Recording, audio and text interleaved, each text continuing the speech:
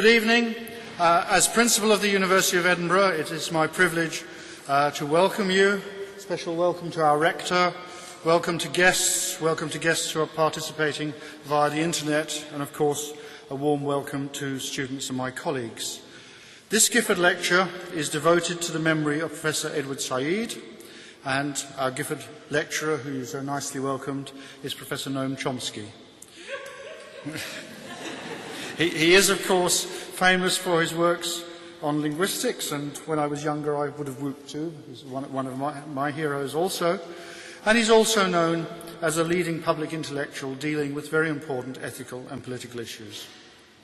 It's extremely fitting that he speak in the Gifford series, and historically speakers have included William James, Albert Schweitzer, Arnold Toynbee, and various people who one would certainly label in the important public intellectual camp.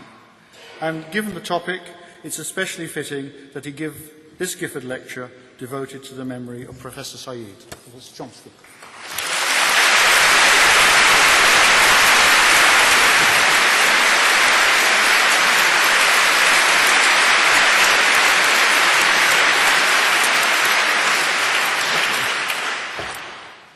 Well, I received the invitation with mixed emotions. I was naturally gratified, but it was under the shadow of the absence of an old and close friend, Edward Said, who, as you know, fought a long and courageous struggle with incurable cancer, but succumbed before he was able to deliver lectures here, which is an immeasurable loss to you, to everyone anywhere who cares about freedom and justice and intellectual and cultural achievement. But I'm happy at least to be able to speak in his memory. Turn to the topic.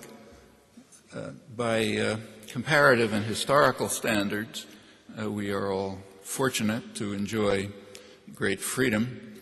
Freedom plainly offers opportunity. Opportunity confers responsibility. The responsibility to use the freedom that one enjoys wisely, honestly, and humanely. We also happen to live in centers of enormous power. Accordingly, our decisions as to how to face our responsibilities are sure to have far-reaching consequences.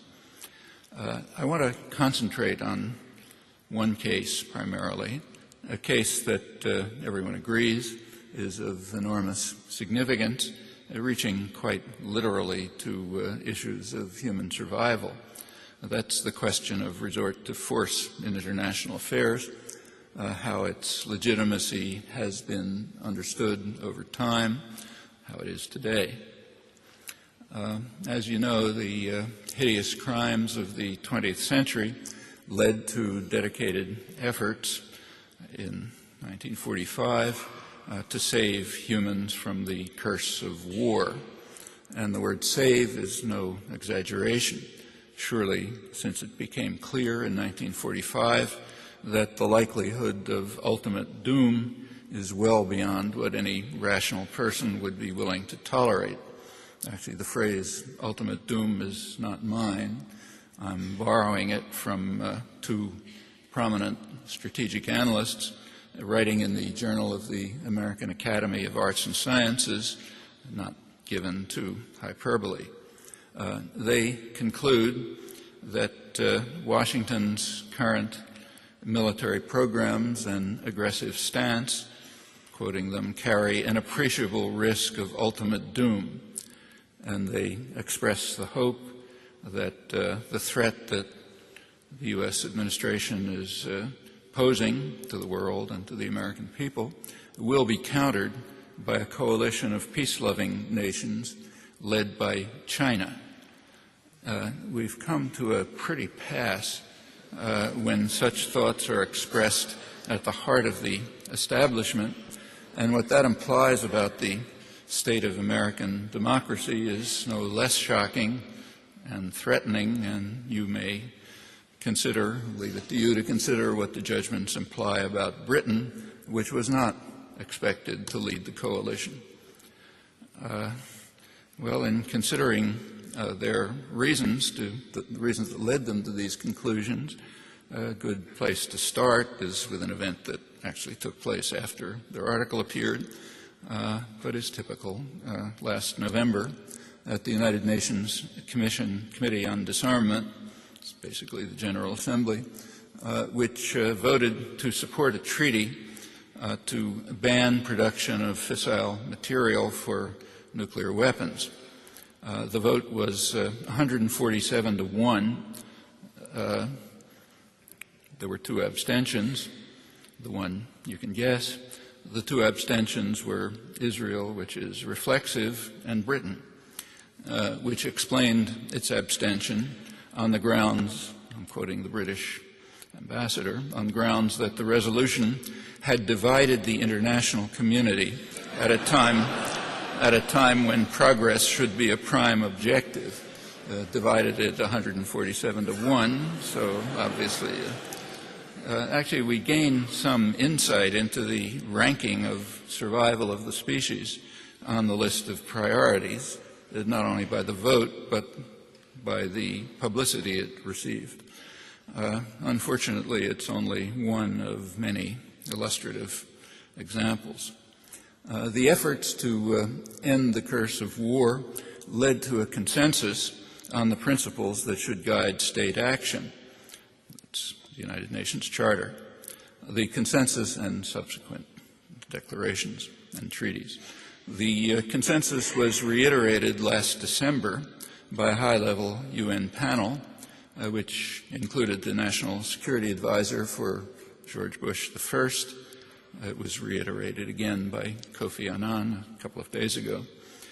The panel reiterated the conclusions of the United Nations Charter that force can be deployed only when authorized by the Security Council or under Article 51, famous Article 51, in defense against armed attack until the Security Council acts.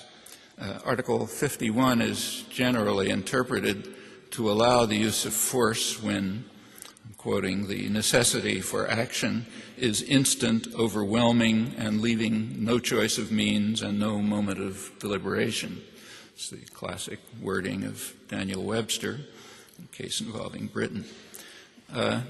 Any other resort to force is a war crime.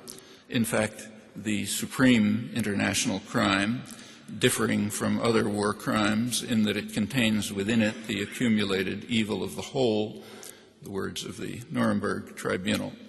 The December 2004 panel concluded that Article 51 should be neither rewritten nor reinterpreted. The panel then adds a comment directed to Western intellectuals. It says, for those impatient with such a response, the answer must be that in a world full of perceived potential threats, the risk to the global order and the norm of non-intervention on which it continues to be based is simply too great for the legality of unilateral preventive action as distinct from collectively endorsed action to be accepted. Allowing one to so act is to allow all.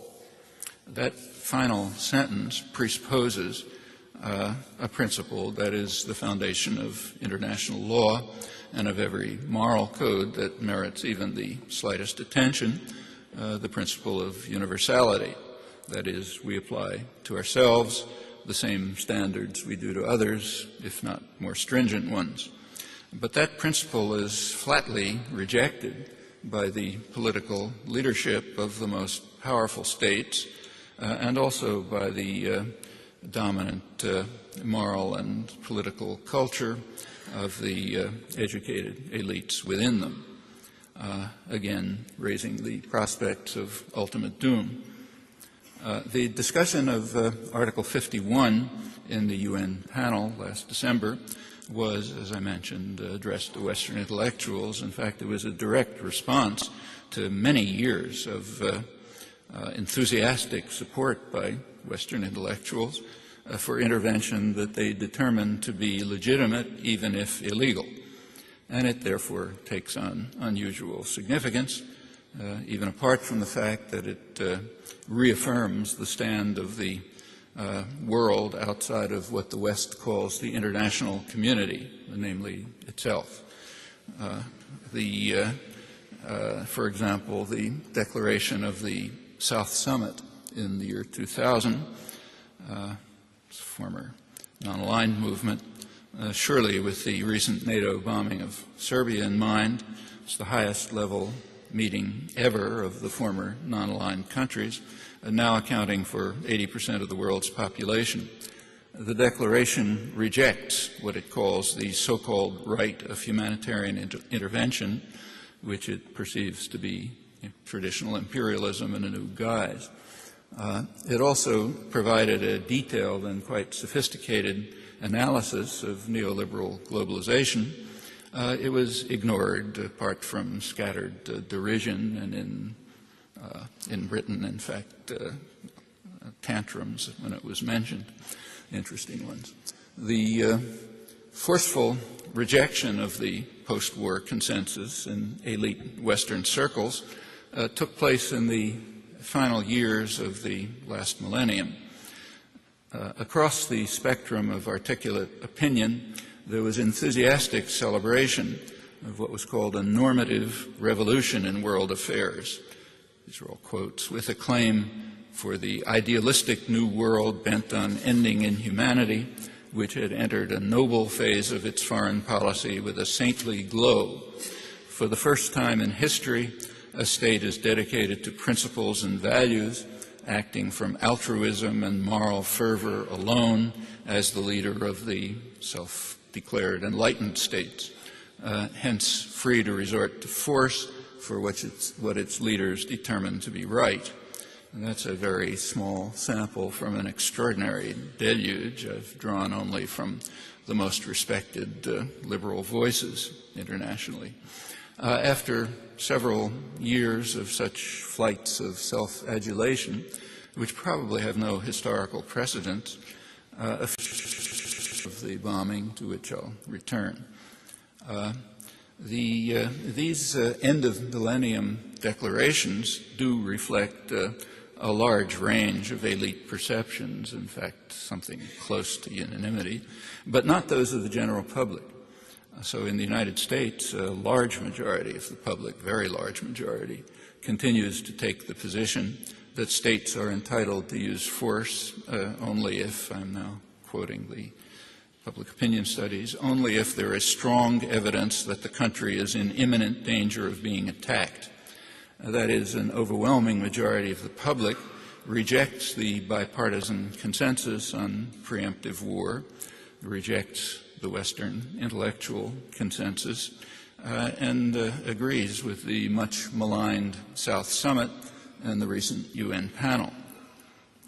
The legitimacy of the use of force is not the only issue on which American public opinion diverges very sharply from elite political culture.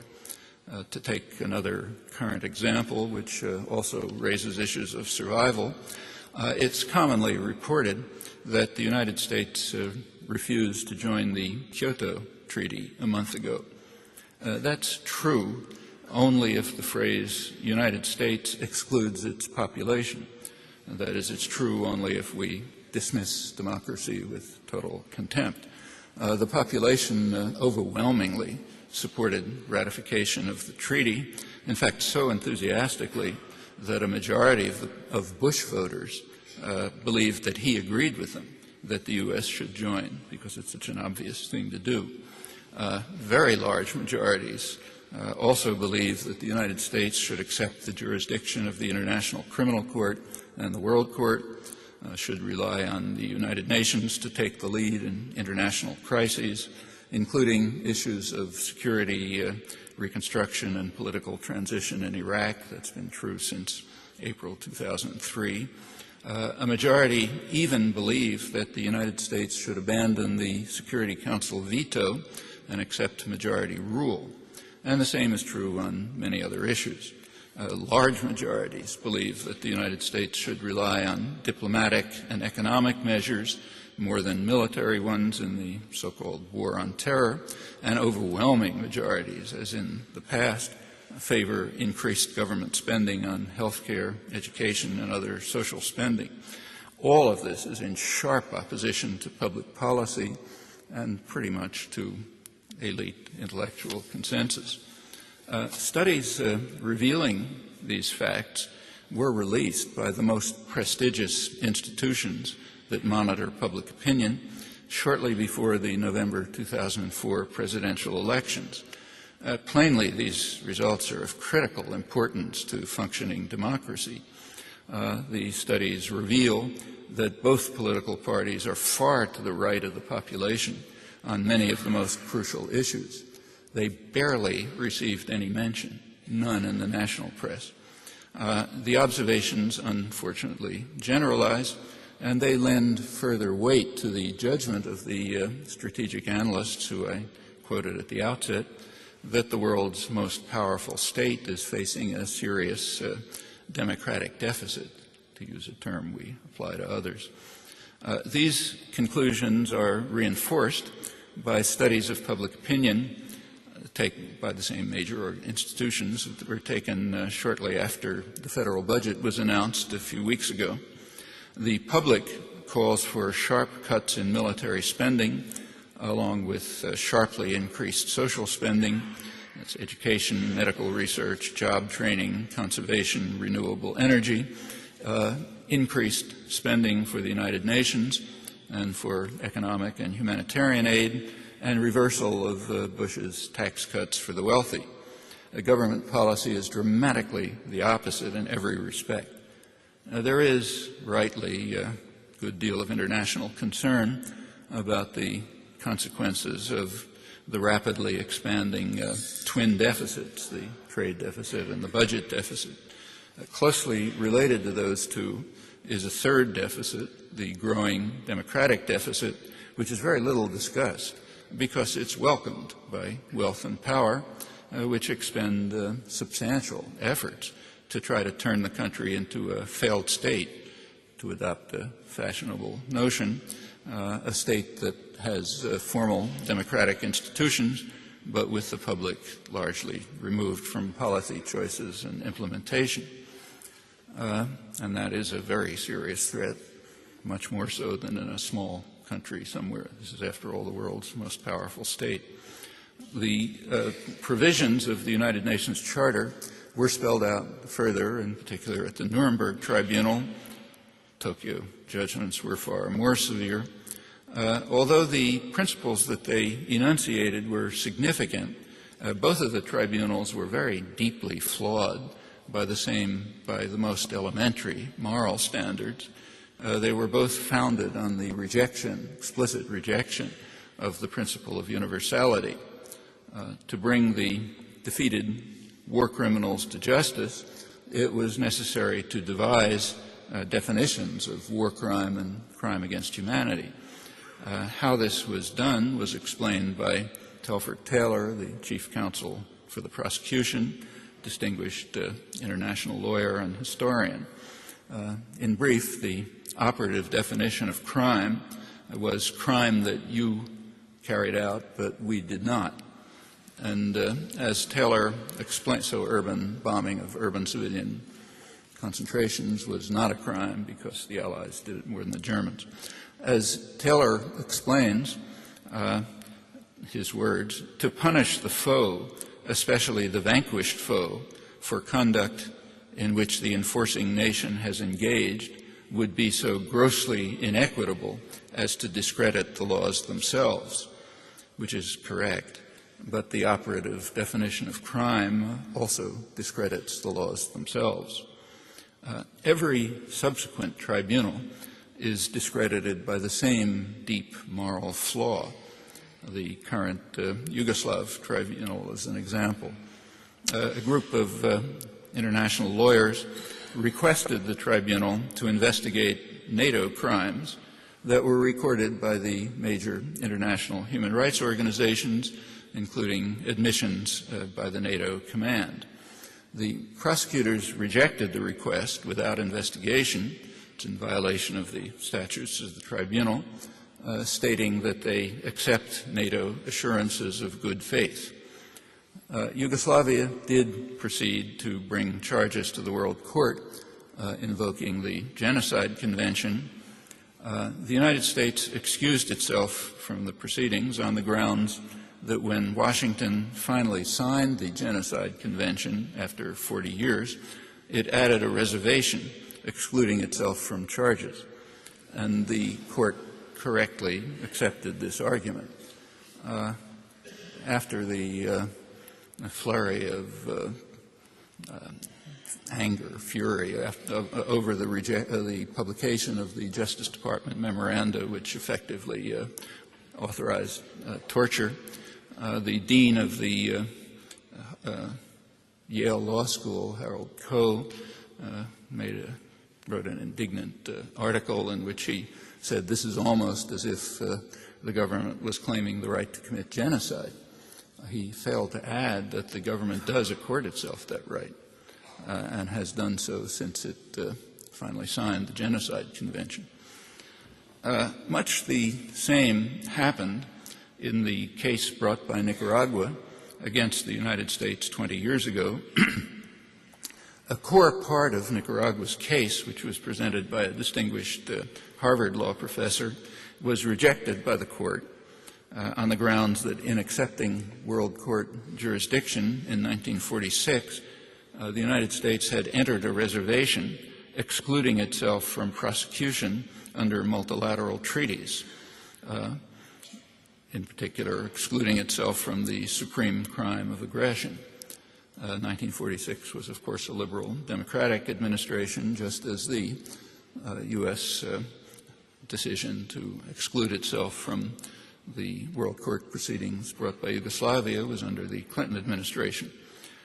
The court accepted this in the case of the Nicaragua case, and it therefore restricted its deliberations to customary international law and a bilateral U.S.-Nicaragua treaty.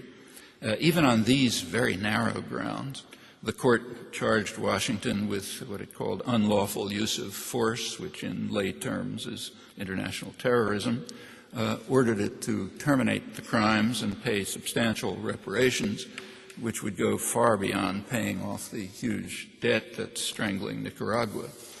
The court was dismissed as a hostile forum, to quote the New York Times editors, reflecting the prevailing view. The United States then vetoed 2 Security Council resolutions affirming the court judgment, with Britain politely abstaining, and it proceeded to escalate the attack. The targeted country was devastated, sinking further into misery after the U.S. took over again in 1990.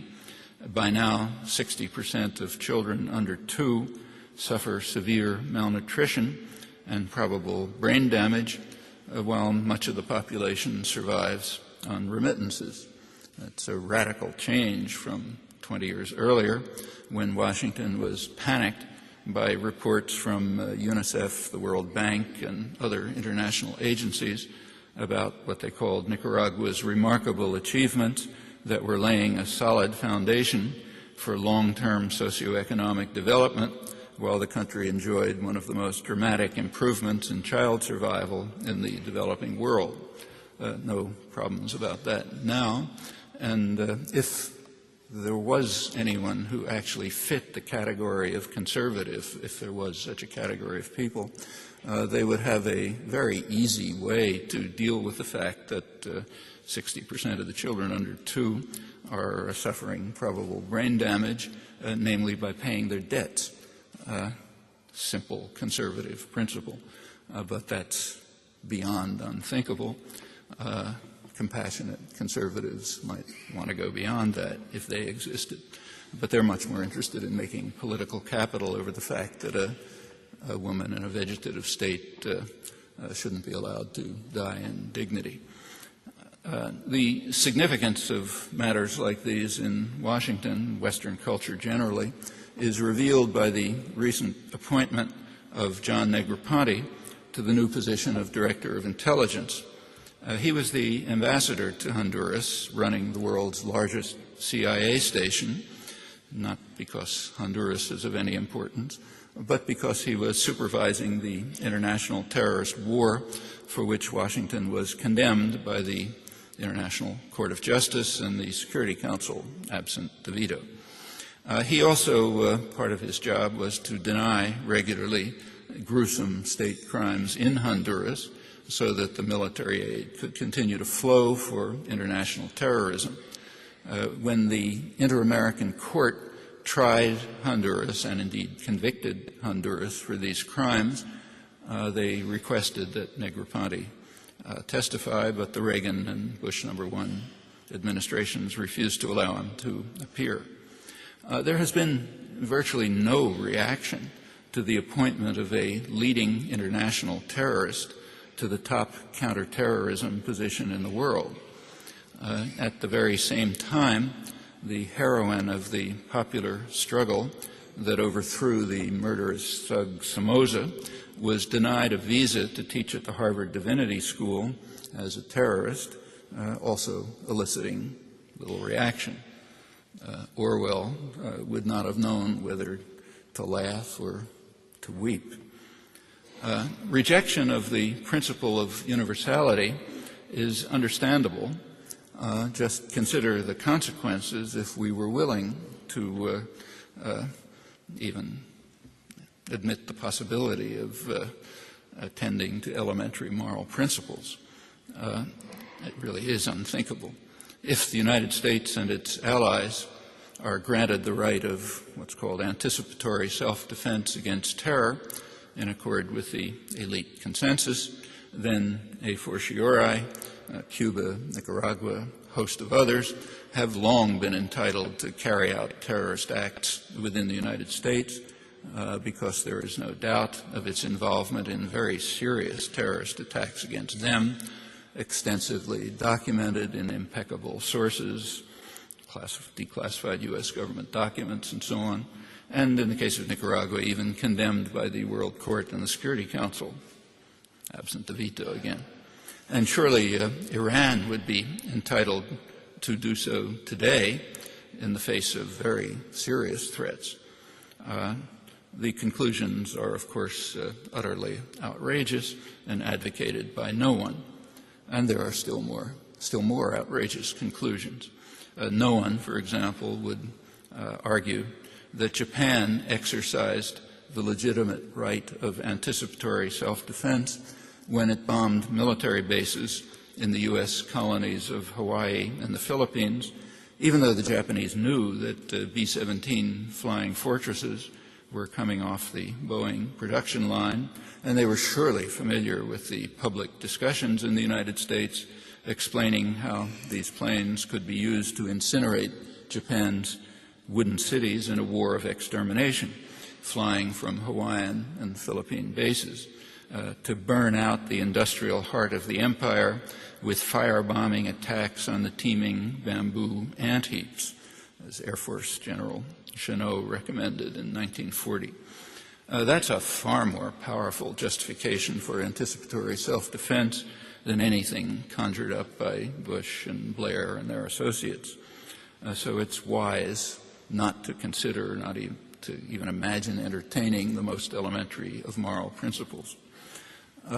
Washington's unilateral right to force was articulated publicly by the Bush administration in the National Security Strategy of September 2002, breaking no new ground, however.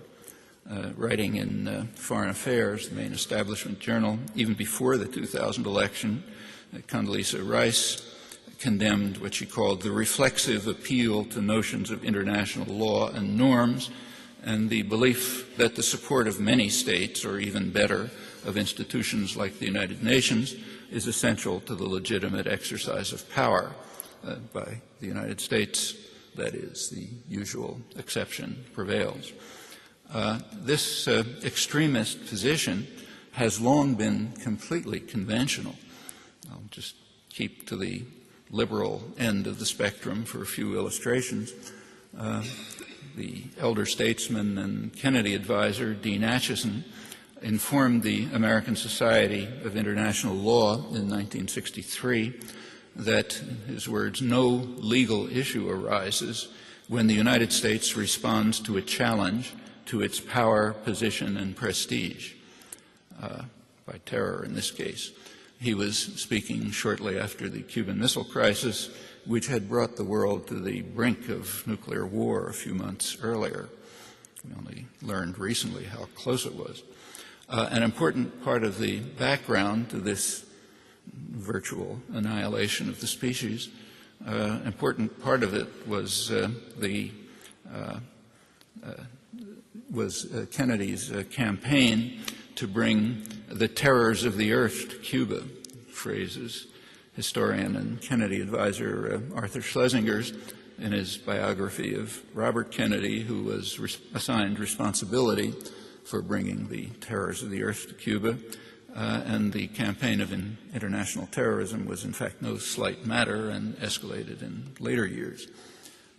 Still keeping to the liberal side of the spectrum, the Clinton doctrine was that the United States will, if it chooses, resort, I'm quoting again, resort to unilateral use of military power to defend vital interests, such as ensuring uninhibited access to key markets, energy supplies, and strategic resources, without even the pretexts that Bush and Blair devised. Taken literally, the Clinton doctrine is much more expansive than Bush's national security strategy, which aroused enormous fear and concern around the world and elicited very harsh criticism at once, even within the foreign policy establishment in the United States. The more expansive Clinton doctrine, in contrast, was barely noticed. The international affairs literature makes the difference clear, as explained by Clinton's Secretary of State Madeleine Albright, also writing in Foreign Affairs. She pointed out that, with regard to the Bush doctrine, that every president has such a doctrine in his back pocket, but it is simply foolish to smash people in the face with it and to implement it in a manner that will infuriate even allies. A little tact is useful, in other words. So it's not good form to declare that there is no United Nations. When the United States leads, the United Nations will follow. When it suits our interests to do so, we will do so. When it does not suit our interests, we will not. Or perhaps it is good form. The author of the words I quoted was just appointed U.S. Ambassador to the United Nations, John Bolton. The attitudes on use of force of the elite consensus receive an instructive expression in the scholarly literature. One of the leading American historians, Yale University Professor John Lewis Gaddis, published the first book, scholarly book, that goes into the historical roots of the Bush administration so-called preemptive war doctrine, which he basically supports with the usual provisos about style and tactics. Gaddis traces the doctrine to one of his intellectual heroes, the great grand strategist John Quincy Adams, referring specifically to the justifications that Adams provided for Andrew Jackson's conquest of Florida in what's called the First Seminole War in 1818. Adams argues that the war was justified in self-defense. Gaddis agrees. In Gaddis's version, after Britain sacked Washington in 1814, U.S. leaders recognized that expansion is the path to security. That's the leading motif. Expansion is the path to security, and therefore conquered Florida, a doctrine now expanded to the whole world by Bush. And Gaddis concludes that when Bush warned, quoting him, that Americans must be ready for preemptive action when necessary to defend our liberty and defend our lives, he was echoing an old tradition rather than establishing a new one, reiterating principles that presidents from Adams to Woodrow Wilson would all have understood very well. All of Bush's predecessor, Gaddis explains, recognized that America's security was threatened by what he calls failed states, dangerous power vacuums that the U.S. should fill to guarantee its own security, from Florida in 1818 to Iraq in 2003. Gaddis is a good historian. He cites the right historical sources, primarily historian William Earl Weeks, who did the major scholarly work on the Seminole Wars, but Gaddis omits what they say. So let me fill in a few of the details, which are not uninformative. Weeks describes in lurid detail, this is mostly quotes now, Jackson's exhibition of murder and plunder in the First Seminole War, which was just another phase of his project of removing or eliminating Native Americans from the Southeast, which had been underway long before the sacking of Washington in 1814, which was totally irrelevant. Florida was a problem, both because it had not yet been incorporated into what the Founding Fathers called the expanding American empire, and because it was a haven for Indians and runaway slaves fleeing either the wrath of Jackson or slavery. There was, in fact, an Indian attack, which Jackson and Adams used as a pretext, namely after U.S. forces drove a band of Seminoles off their lands, killing several of them and burning their village to the ground. They retaliated by attacking a military supply boat, and seizing the opportunity, Jackson embarked on a campaign of terror, devastation, and intimidation, destroying villages and sources of food in a calculated effort to inflict starvation on the tribes who sought refuge from his wrath in the swamps. And so matters continued, leading to a famous state paper in which Adams endorsed Jackson's unprovoked aggression to establish in Florida the dominion of this republic upon the odious basis of violence and bloodshed. These words of the Spanish ambassador are a painfully precise description, Weeks writes. Adams had consciously distorted, dissembled, lied about the goals and conduct of American foreign policy to both Congress and the public. Weeks continues, grossly violating his proclaimed moral principles, implicitly defending Indian removal, slavery, and the use of military force without congressional approval. Adams recognized what Weeks called the absurdity of his explanations, but in Adams's own words, he felt that it is better to err on the side of vigor than on the side of weakness, to speak in ways clearer than truth, as Dean Acheson was to express the same sentiment in the early post-war years. The account Adams gave, Weeks writes, stands as a monumental distortion of the causes and conduct of Jackson's conquest of Florida, reminding historians not to search for truth in official explanations of events. The crimes of Jackson and Adams proved but a prelude to a second war of extermination against the Seminoles, in which the remnants either fled to the west to enjoy the same fate later, or were killed or forced to take refuge in the dense swamps of Florida. All of this is remembered in American culture by the fact that the Seminoles are now the mascot of a leading football team, wins the football championship. Weeks stresses the important point that by endorsing Jackson's crimes, Adams shifted the power to make war from Congress to the executive in violation of the Constitution. The principle remains in force, not troubling strict constructionists. Weeks points out that Adams also established, I'm quoting him, the presidential rhetoric of empire designed to marshal public and congressional support for its policies, a durable and essential aspect of American diplomacy, inherited and elaborated by successive generations of American statesmen, but fundamentally unchanged over time. The rhetorical framework, he points out, rests on three pillars: the assumption of the unique moral virtue of the United States, the assertion of its mission to redeem the world by spreading its professed ideals and the American way of life, and the faith in the nation's divinely ordained destiny. The theological framework reduces policy issues to a choice between good and evil, thus undercuts reasoned debate and fends off the dread threat of democracy. Critics can be accused of anti-Americanism, which is an interesting concept borrowed from the lexicon of totalitarianism.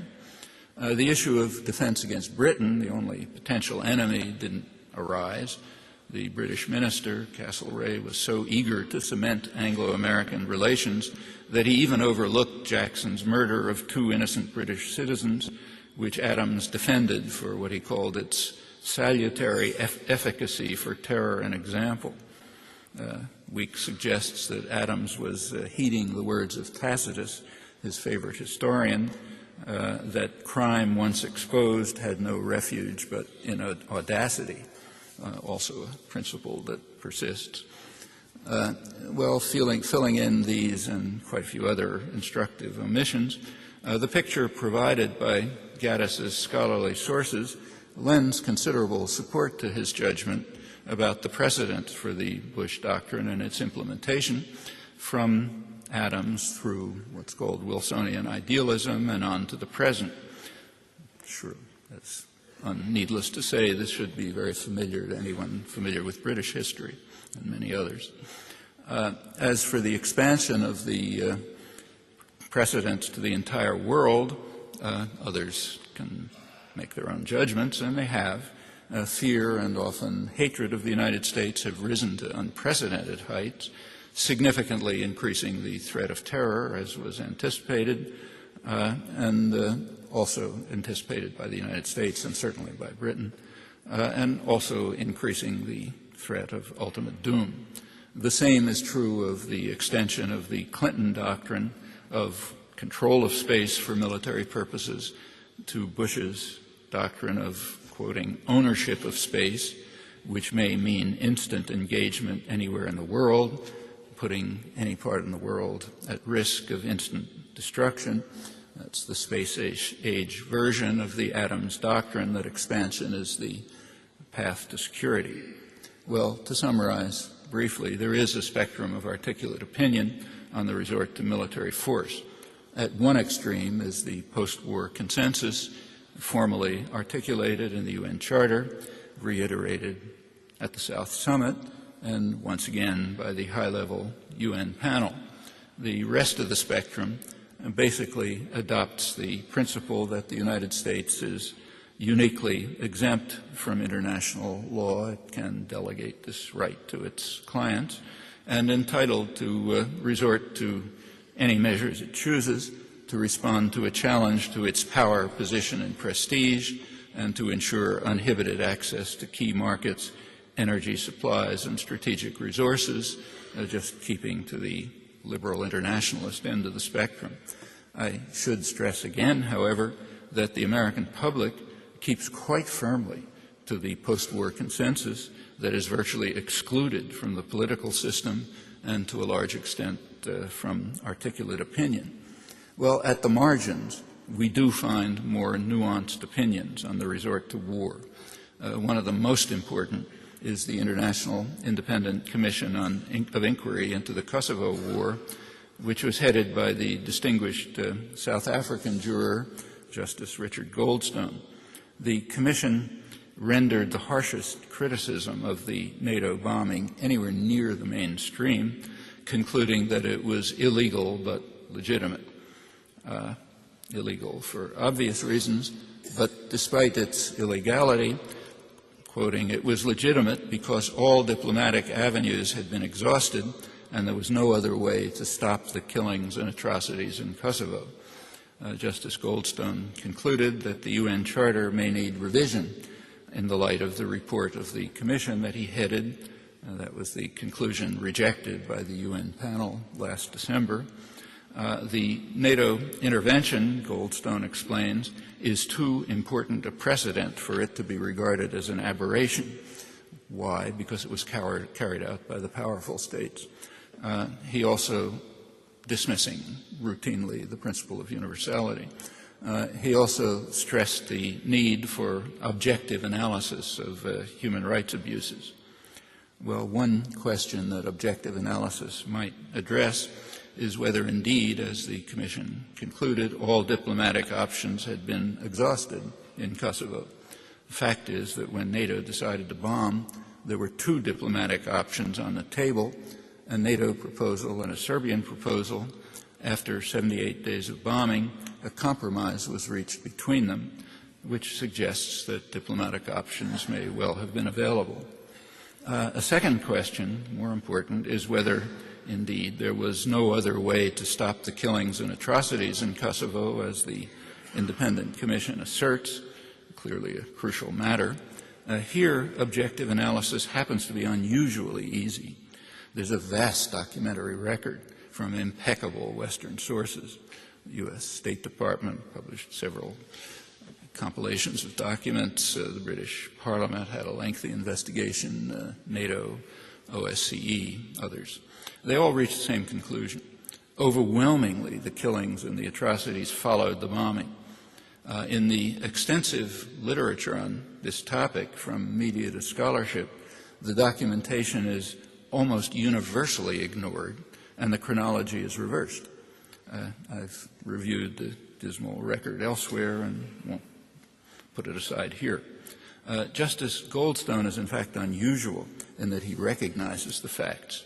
In his words, the direct result of the bombing was that almost 1 million people fled Kosovo into neighboring countries, and about 500,000 were displaced within Kosovo itself, a tremendous catastrophe for the people of Kosovo, a catastrophe that was compounded by major crimes under NATO military occupation afterwards. The consequences of the bombing should certainly have been no surprise.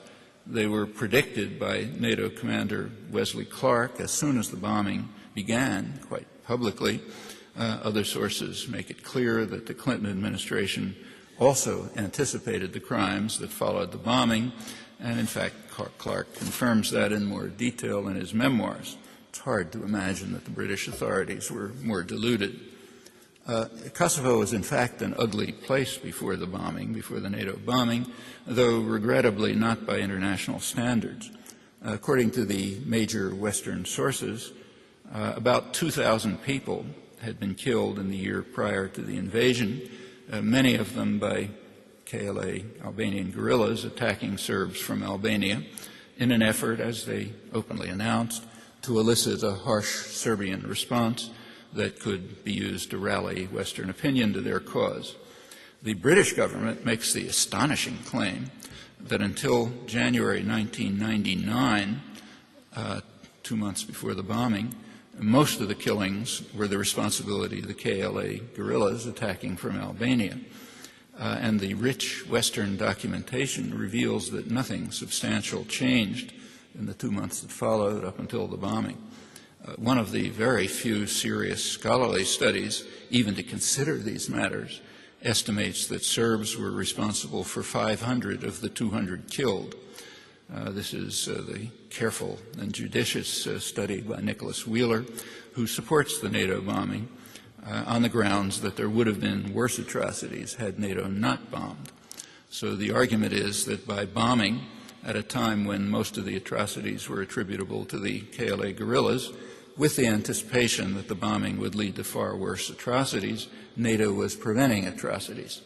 The fact that this is the argument contrived by the most serious analysts tells us a good deal about the decision to bomb, particularly when we recall that there were diplomatic options on the table and that the agreement reached after the bombing was a compromise between them. Formally, at least, NATO instantly violated the agreement.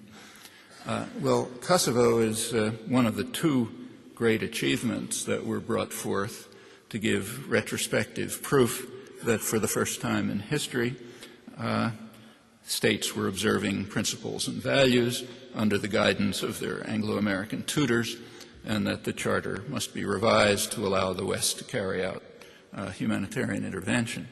The other example adduced was East Timor. That example is truly atrocious. That it can even be brought up without shame is a remarkable comment on Western intellectual culture, and here almost the entire West is complicit, though the U.S. and British role are by far the worst. That's extensively documented in print, so I'll skip it, along with some other recent examples that merit discussion and I think lead to the same conclusions. Well, one case that can hardly be ignored has to do with the Bush-Blair invasion of Iraq, which is based on a single question, in their words. As they and their associates repeatedly emphasized, Iraq's refusal to obey Security Council orders to stop developing weapons of mass destruction. After the collapse of these pretexts, we were solemnly informed that the justification was not anticipatory self-defense, as had been insistently proclaimed, but rather Bush's messianic vision to bring democracy to the world, as the new version is described by the liberal press. Well, reactions to the announcement of the messianic vision ranged from rapturous awe to critical commentary, which praised the nobility and generosity of the vision, but warned that it may be beyond our means, the beneficiaries may be too backward, might be too costly. That this is the guiding vision and always has been is presupposed throughout as self-evident. It's hard to find an exception within the mainstream. You might try. All that was missing was evidence. Evidently, the declarations of our leaders suffice, and a mass of counter-evidence up to the present can be dismissed as irrelevant without comment. Well, the strongest witnesses for the defense should be the leading scholars and the most enthusiastic advocates of what's called democracy promotion. The most prominent among them is the director of the Democracy and Rule of Law Project at the Carnegie Endowment, Thomas Carruthers. He's just published a book reviewing the record of democracy promotion since the end of the Cold War. And he finds what he calls a strong line of continuity running through all administrations, quoting him now, where democracy appears to fit in well with U.S. security and economic interests, the United States promotes democracy. Where democracy clashes with other significant interests, it is downplayed or even ignored. All administrations are, in his words, schizophrenic with curious consistency. He predicts with regret that Iraq policies will likely exhibit similar contradictions between stated principles and political reality, but the dedication to the principles is nonetheless unquestionable. Well, it didn't take long for his predictions about Iraq to be fulfilled. The occupation authorities worked assiduously to avert the threat of democracy, but the U.S. and Britain were compelled with great reluctance to permit elections. That was a major triumph of nonviolent resistance. Few competent observers would disagree with the editors of the Financial Times, quote them, that the reason the elections took place was the insistence of the Grand Ayatollah Ali Sistani and the mass popular resistance that he supported or elicited. I added that. Sistani, who vetoed 3 schemes by the U.S.-led occupation authorities to shelve or dilute them. Bush and Blair did not waste a single moment in declaring that they intended to subvert the elections that they had tried to prevent by rejecting any timetable for withdrawal, as a large majority of the Arab population want, and as even their own candidate, Iyad Alawi, was compelled to include as a plank in his program. So the strong line of continuity persists, and the struggle is far from over. Carruthers also wrote the standard scholarly work on democracy promotion in Latin America in the 1980s, in part from an insider's perspective. He was in Reagan's State Department as in the programs of democracy enhancement. He regards the programs as sincere but a failure, and a systematic failure. Where U.S. influence was least in the Southern Cone, progress was greatest. where U.S. influence was greatest. In the regions nearby, progress was least. And the reason, Carruthers explains, is that the United States would tolerate only limited top-down forms of democratic change that did not risk upsetting the traditional structures of power with which the United States has long been allied. Washington sought to maintain the basic order of quite undemocratic societies and to avoid populist-based change. In short, the strong line of continuity goes back a decade earlier to its Reaganite roots. And remember, I'm not quoting a critic, but the most prominent advocate of the scholarly advocate of the programs. Well, it goes back far beyond, but I'll skip that. And none of it should come as any surprise. It merely reveals that the United States is very much like other powerful states, past and present, pursuing strategic and economic interests of dominant sectors. Intellectuals have the task of covering it up and making it look as if it's dedicated to principles and values. Democracy is fine as long as it takes the top-down form that does not risk popular interference with primary interests of power and wealth. And much the same doctrine holds internally, where enormous efforts are made to protect the minority of the opulent from the majority. It's a primary goal of government. I'm quoting the framer of the American constitutional system, James Madison, explaining what the new system should be to his colleagues at the Constitutional Convention. Well, popular struggle over these matters over the centuries has produced many victories for freedom and democracy, but progress is not a smooth upward trajectory. There are periods of regression, sometimes reaching so far that the population is almost completely marginalized in pseudo-elections. In recent years, they're run by the same people who sell toothpaste and cars, literally. As we all know very well, business despises and fears the markets of orthodox economic doctrine in which informed consumers make rational choices. In the United States, business spends hundreds of billions of dollars a year to prevent that outcome, projecting imagery to delude consumers. Uncontroversially, that's the goal of advertising, not providing information. And the observation is as old as Adam Smith, who warned that the interests of merchants and manufacturers is to deceive or even to oppress the public, as they have done on many occasions, now served by major industries developed for these purposes. When the public relations industry is given the task of selling candidates, it naturally resorts to the same techniques as it does in selling commodities, projecting imagery to delude voters. So deceit is employed to undermine democracy, just as it is the natural device to undermine markets. The November 2004 presidential election in the United States provides a very striking example, one that takes real talent to miss.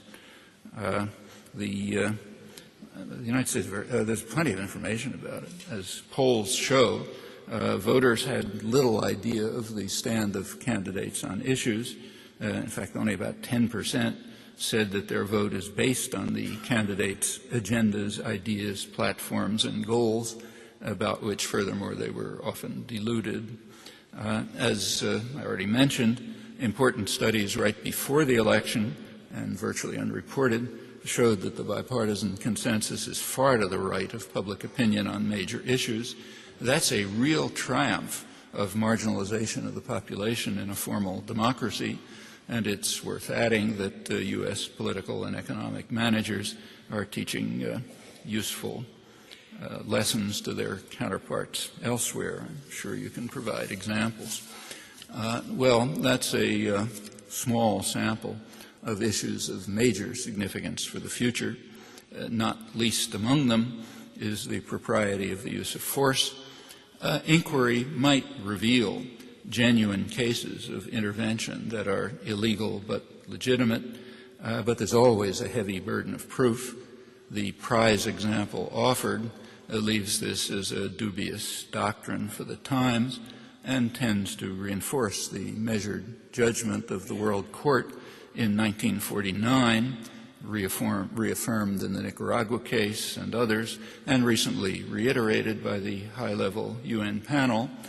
To quote the court in 1949, the court can only regard the alleged right of intervention as the manifestation of a policy of force, such as has in the past given rise to most serious abuses, and such as cannot, whatever be the defects in international organization, find a place in international law. From the nature of things, intervention would be reserved for the most powerful states and might easily lead to perverting the administration of justice itself. Inquiry very definitely does reveal that state terror and other forms of threat and use of force have brought the world very close to the edge of ultimate doom. It's actually shocking to observe how easily such discoveries are ignored in the intellectual culture, including quite recent and astonishing ones.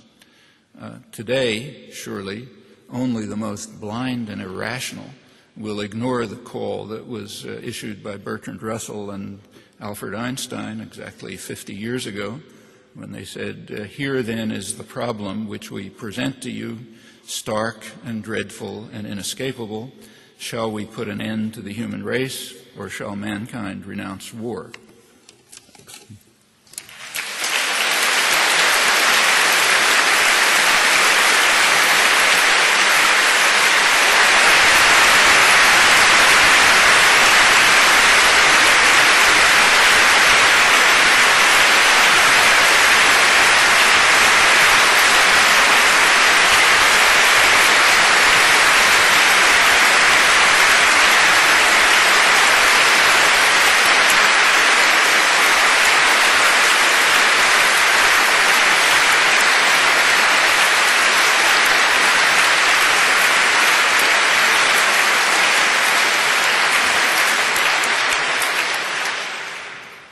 So now Professor Chomsky will take some questions. If you do pose a question, it would be helpful if you started by telling us who you are. Please.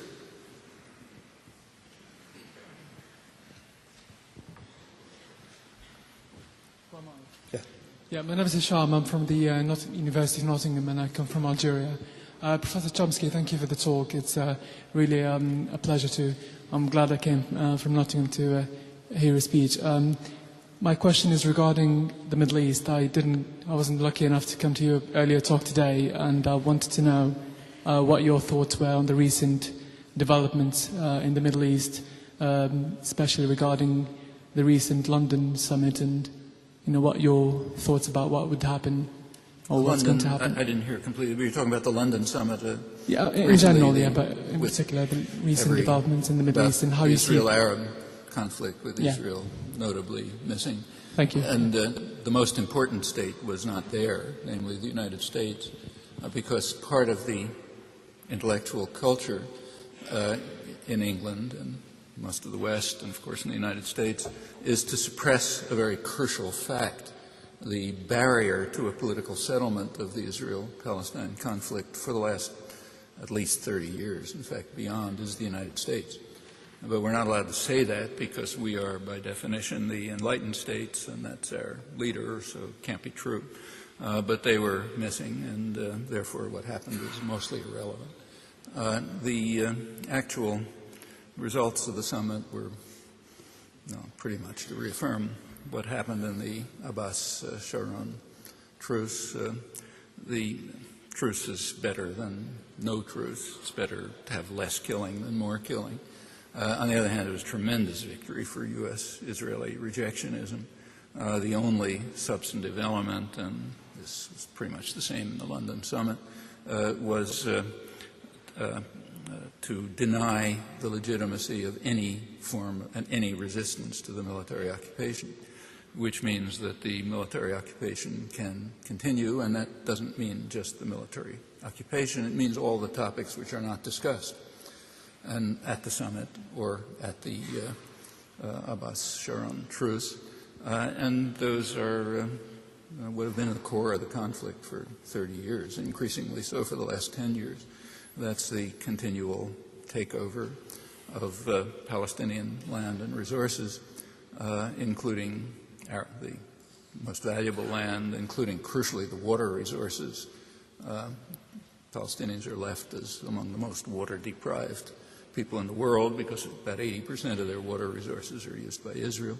And this just continues constantly. You can read it in this morning's newspaper with the report of 3,500 new homes built to the east of Jerusalem. The paper didn't report that these programs were started by the Doves, by Rabin and Peres, and are now continuing to be implemented. It went on right through the Oslo agreements without any break. Peak year was the year 2000, Clinton's last year, and continues now. And now it can continue without any according to the agreements, it can continue without any disruption. There is some vague talk to what they like to call Bush's vision of two states, whatever that's supposed to mean, some vision he got. But the fact of the matter is that for the last, since 1976, when the U.S. first vetoed a Security Council resolution calling for a two-state settlement, Britain abstaining, since then, this has been the prime obstacle to settlement. And unless somebody tries to deal with that, it's over. I should finally add that this is another one of those issues on which U.S. public opinion is strongly opposed to government policy. In fact, the support for this position in the United States is about 17%, 17%. But that opposition is inactive because nobody has a clue about what's happening. None of what has been going on virtually none of what's been going on for the past 30 years is even reported. And you can barely even find it in scholarly literature, which is very obedient. I mean, there are exceptions, of course, but to a large extent that's true. If you look at the serious scholarship, you can find it, but nobody knows. And the London Summit, unfortunately, didn't carry it forward. Very good. Another question, please.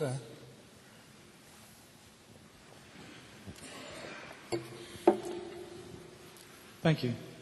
My name is Dan Hallam, and I live in Edinburgh here, and I'm a musician. I have a question for Professor Chomsky. Looking at the recent events, it seems to me that certainly the past two Bush elections have demonstrated more than anything that America is in crisis with itself, as much as with itself, as much as socially and politically is a crisis with itself. America is a crisis with itself. In a crisis with itself? With itself. At what point do the American people get their country back? Because it would seem to me, I know we know, for example, that it's in past administrations there has always existed a conflict of interest vis-a-vis business, etc. We know that. But it would seem to me now that past revelations demonstrate clearly that business has perhaps well and truly taken over, to use the local parente, lock, stock and barrel. And what I see, for example, in Iraq is not a government in charge, but is big business in complete charge of the complete operation, to the extent that security seems to be provided, for example, by privatized quasi-mercenary armies. I think we should let Professor Chomsky reply now. So what, my question then, in a nutshell, is at what point do you see the American people waking up? What are they going to do about this? Well, first of all, what you're describing could pretty much be said about Britain, and through its whole history, in fact. You know, there are slight differences here and there, but I mean, the British Empire, for example, was run by mercenaries to a far greater extent than the U.S. In Iraq. How did Britain hold India? How many British troops were there? It was mostly local forces, Gurkhas, sepoys taken from one area and sent to kill people in some other area. That's how they invaded Afghanistan and Africa and so on. The reliance on civilian soldiers is very rare. I mean, it's in fact a mistake that the United States made in Vietnam. They learned that you can't rely on civilian soldiers to carry out a murderous colonial war. Britain always knew that. France always knew it. Others knew it. That's why they relied either on professional killers or on local forces that could be sort of used. It's true that the United States, that's why the top military and the top political echelon in the United States turned against the draft, against conscription in around 1970, because they finally learned the lesson that's familiar to every preceding imperial power, and that the U.S. itself had kept to. They didn't invade the Philippines and others with conscripts. And it's true now the second largest force, the second largest military force in Iraq is not Britain, it's private contractors. Some of them former U.S. military, some South African murderers, a lot of Latin Americans who were Chilean, Salvadoran, other security forces armed and trained by the United States to carry out atrocities there. They don't have much work to do, so they're going off to Iraq. But this is just the traditional pattern. The alliance to business is, of course, very true, but there's nothing novel about that, and it's nothing specific to the United States. In different degrees, the United States is not identical to other societies. Britain's not identical to Italy. But there are very striking similarities. And in many respects, what the United States is now is the direction towards which European elites are trying to move Europe, including British. It's not, including the marginalization of the population, which is not a new policy, but continually takes new forms.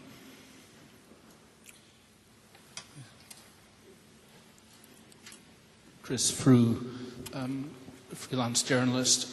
You said that American public opinion is in many ways to the left of the parties.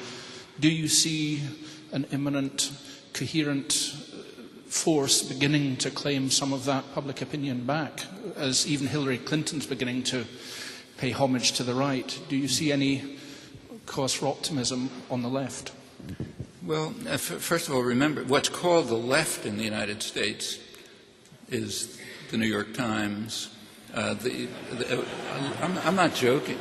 A leading economist, who I'm sure you'll be giving an honorary degree to one of these days, Greg Mankiw, who's the head of, probably get a Nobel Prize, he's the head of he's Reagan's economic advisor. He just opened an article by saying, I'm not joking, that Harvard University is probably the most left-wing institution on the face of the earth. So that's the left. If anybody knows what Harvard is like, you'll appreciate the comment. But Harvard, the New York Times, Democratic Party, that's supposed to be the left. And they are so far to the right that most of the population is way to the left of them. So the real question is not really about the left, but whether mainstream public opinion can be brought to enter into policy formation. That is, can the country be turned into a functioning democracy, not just a formal democracy? But I think that's a question you can ask here, too. It's not a question that's specific to the United States. The U.S. may be a couple of steps in advance of other industrial societies, but it's, you can answer the question very easily yourself. Is there hope for a change? Sure. In the past, frequently, if you look over past history, the end of history in a utopia of the masters has repeatedly been proclaimed. Here, too. Back around, I think, 1880, William Morris gave what should be a famous speech at Oxford, and I wish I could remember the words because they're quite eloquent, but the theme was, he says, he knows that it is received opinion that history is over and that everyone must subordinate themselves to the rule of business, and the most brilliant minds tell him that. But he knows that if that's true, civilization is at an end, and he refuses to believe that it's true. And he was right. Following that came quite important developments leading to the much higher degree of freedom and justice that we now have. And that's been repeated over and over. And this happens to be a moment of triumphalism for concentrated state-private power, the kinds who are meeting at G8 here pretty soon. But there have been moments of triumphalism in the past, repeatedly, always shown to be wrong. So yes, there's plenty of opportunities to change it. And now the opportunities are much greater than in the past because there already is a legacy of freedom which has been won, which was much beyond what was available in the 1880s or the 1920s or the 1950s, to take the last period in which there was such triumphalism. So sure, plenty of opportunities. Question is whether people use them. So we'll take one last question.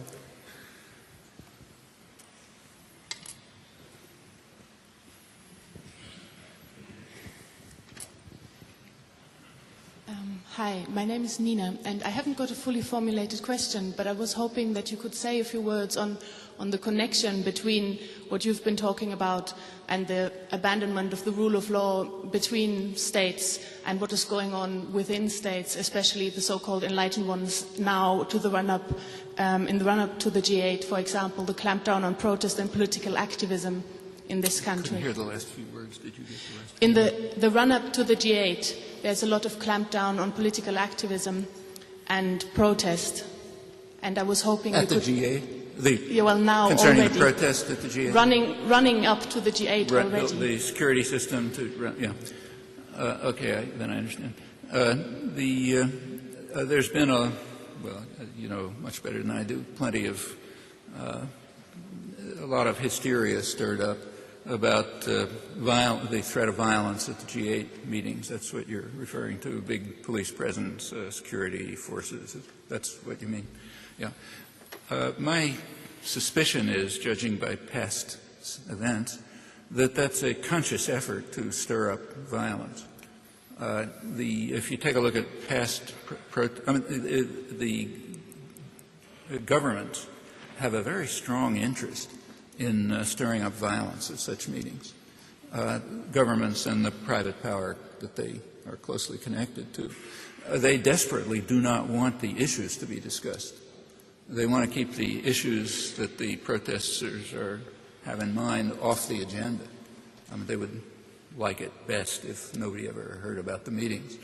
But can't have that degree of secrecy, so people hear about them and they come to have positions that they want to protest. They don't like the framework. A lot of people, in fact, the overwhelming majority of the world, as far as we know, certainly in countries where you can take polls, is opposed to the agenda which the propaganda system calls globalization. It's not globalization. It's a very particular form of economic integration oriented towards assuring investor rights and undermining democratic choices. That's a particular form of international integration. And a lot of people are opposed. So, for example, take the North American Free Trade Agreement, NAFTA. It's an unusual agreement. It's not about free trade, but none of the free trade agreements are about free trade. It certainly wasn't an agreement, at least if populations are considered parts of their countries. So in Canada and the United States, where you have good polls, the majority of the population was opposed. Mexico, polls aren't so good, so you can't be certain, but there were plenty of opposition. In fact, it's an unusual agreement in that all three countries, the populations were opposed. And they had alternatives, like the labor movement in the United States presented a very substantive alternative for a free trade agreement, but that couldn't be reported. And it wasn't to this day. It's unreported. Congress's own research bureau also proposed an alternative pretty similar to the labor movement. That couldn't be reported. So it was rammed through by executive agreement over popular opposition. And, of course, those who carry the various stages forward would like to make sure that the public's out of it. Well, one way to keep the public out is to make sure that protests are limited to stone throwing and police and gas masks and that sort of thing. As long as the incident, as the event is restricted to the discussions in private between the important people and stone throwing by the unimportant people, then you can be sure, then there's a victory. The issues are off the agenda. So that they would like to stimulate violence is natural. And if you look at the history in recent cases, it's often been true. a good deal of the stone throwing and so on turns out to be police provocateurs. Or else just the very strong security presence, kind of elicits a reaction from people who would like that. It's what they regard as fun or something. What the protesters ought to do is be aware of that and avoid it. Make sure that they use their strength, which is the issues and the public support and the educational importance of building up organization to counter projects that they're opposed to. What will happen, we'll see. We know the record of past events, and it's often been what I described. Sometimes, as in Italy, in the Genoa ones, it turned out, which there was a lot of violence, turned out it was almost all attributable to the police provocateurs. The black bands would be breaking windows in banks, and a couple of days later, people would see them walking in and out of the police stations. I don't know if that'll happen here, but the very attempt to create an atmosphere of tension and security tends to promote that kind of reaction. The University of Edinburgh and the Gifford Committee is very grateful to Professor Chomsky for coming here to lecture on these very important topics and for debating with the audience, and I'm sure you'll want to join with me in thanking him again.